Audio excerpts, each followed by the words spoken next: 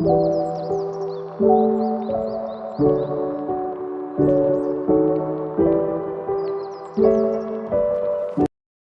wabarakatuh. Mari kita semua panjatkan rasa puji dan syukur kehadirat Allah Subhanahu wa taala, Tuhan semesta alam yang telah memelihara dan tak pernah berhenti memberikan hidayat bagi umatnya. Atas nikmat dan berkahnya, kita dapat berkumpul di tempat ini dalam keadaan sehat walafiat. Pada umumnya, kita semua bisa lebih sabar di saat kita diuji Allah dengan hal yang menyenangkan, tapi saat kita diuji dengan ujian yang tidak menyenangkan seperti ujian kesulitan, ujian kehilangan, atau musibah, maka kebanyakan dari kita akan merasa begitu sulit menerimanya dan sulit untuk bisa bersabar.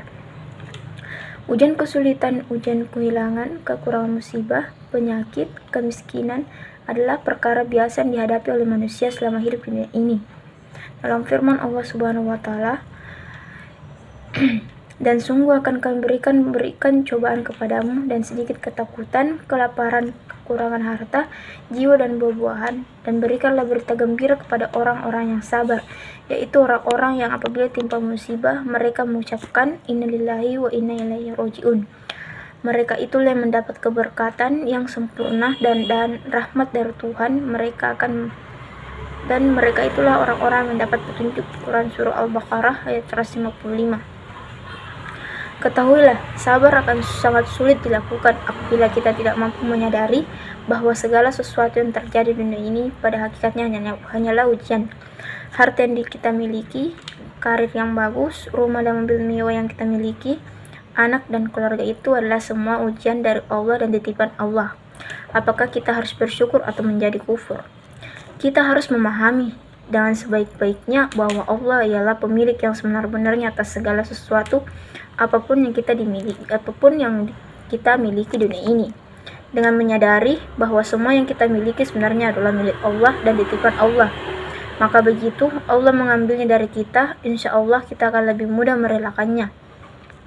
Karena kita menyadari bahwa semua itu adalah milik Allah dan titipan Allah. Dan yang namanya titipan suatu saat memang pasti akan kembali kepada pemiliknya. Kapanpun pemiliknya menghendaki apa yang dititipkan kembali atau mau mengambilnya dari kita, maka kita harus dengan rela memberikannya. Jadi jangan menjadi stres, terpukul dan merasa kehilangan yang sangat berat apabila kemarin kita masih punya mobil, sekarang sudah tidak lagi.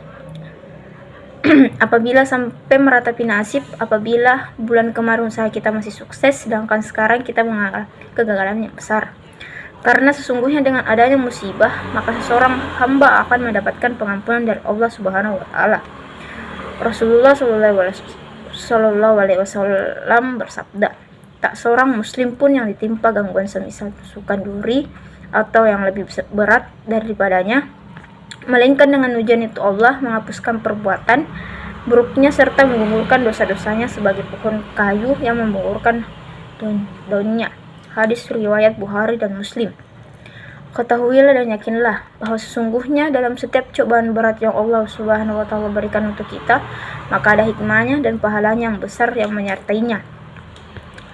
Rasulullah Shallallahu alaihi wasallam bersabda, pada hentinya cobaan akan menimpa orang mukmin dan mukminat, baik mengenai dirinya, anaknya, atau hartanya, sehingga ia kelak menghadap Allah Subhanahu wa taala dalam keadaan telah bersih dari dosa. Hadis riwayat Tirmizi.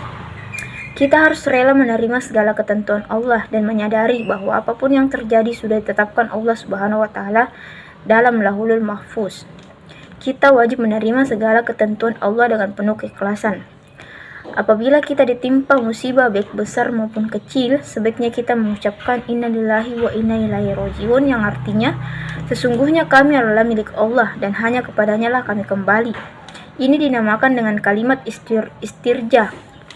Kalimat istirja akan lebih sempurna lagi jika ditambah setelahnya dengan doa yang diajarkan oleh Rasulullah Shallallahu alaihi wasallam bersabda, apabila ada anak seorang hamba itu meninggal, maka Allah bertanya kepada malaikatnya, apakah kalian mencabut nyawa anak hambaku? Mereka menjawab, ya. Apa kalian telah mencabut nyawa buah hatiku hambaku? Ya. Maka mereka menjawab, ya. Lalu Allah bertanya, apa yang diucapkan oleh hambaku? Mereka menjawab, dia memujimu dan istirja, membaca innalillahi wa inna ilaihi rajiun. Maka Allah berfirman, bangunkanlah untuk hambaku itu sebuah rumah di surga dan beri nama rumah itu dengan Bait Alham. Setiap amalan akan diketahui pahalanya kecuali kesabaran, karena pahala kesabaran itu tanpa batas. Sebagaimana firman Allah Subhanahu wa taala, sungguhnya orang-orang yang bersabarlah yang diucapkan ganjaran atau pahala mereka tanpa batas. Kita harus percaya pada jaminan Allah Subhanahu wa taala. Allah tidak memelani seseorang melainkan sesuai dengan kesanggupannya. Quran surah Al-Baqarah ayat 286. Allah Subhanahu wa taala yang memiliki diri kita sangat tahu kemampuan kita, jadi tidak akan mungkin Allah memberikan ujian yang melebihi batas kemampuan kita. Sebenarnya kita semua pasti mampu untuk bisa bersabar dalam segala ujian dan segala keadaan, asal kita kuat imankan. Coba kita tanyakan pada diri kita saat kita ditimpa suatu ujian kesulitan, apa manfaat yang bisa kita ambil kalau tidak sabar dan tidak mengikhlaskannya? Maka bisa menghadirkan kenyamanan untuk kita, atau bisa membuat ujian tersebut tidak jadi datang atau tidak jadi menimpa kita. Sekarang mari kita pikirkan kembali, kita sabar atau tidak sabar, ikhlas atau tidak ikhlas, ujian kesulitan atau kesedihan atau musibah tetap terjadi dan menimpa kita kan? Jadi lebih baik kita terima dengan penuh kesabaran dan keikhlasan. Bila kita bisa sabar dan ikhlas menerimanya, maka insya Allah tidak akan terasa berat lagi ujian tersebut. Percaya dan ingat, dalam sabar berkandung dalam ridha Allah Subhanahu wa taala. Dan ridha Allah Subhanahu wa taala terhadap kita adalah segalanya. Kita harus selalu baik sangka kepada Allah Subhanahu wa taala dan jangan pernah sekalipun meragukan dan mempertanyakan keputusan dan ketetapan, pengaturan dan ketentuan Allah. Kita harus sabar dan ridha terhadap apapun keputusan dan ketetapan pengaturannya. Kalau kita masih merasa tidak puas dengan semua keputusan, ketetapan, pengaturan dan ketentuan Allah itu, maka cari saja Tuhan selain Allah.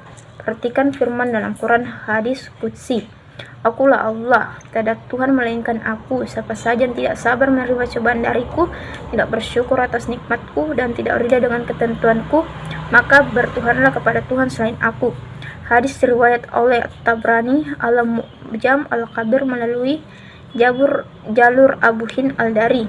Karena itu, marilah kita sabar dan ikhlas dalam segala keadaan. Yakinlah bahwa janji Allah pasti benar. Percayalah, sabar dan ikhlas akan membuahkan kebahagiaan hidup. Sekian dari ceramah saya. Assalamualaikum warahmatullahi wabarakatuh.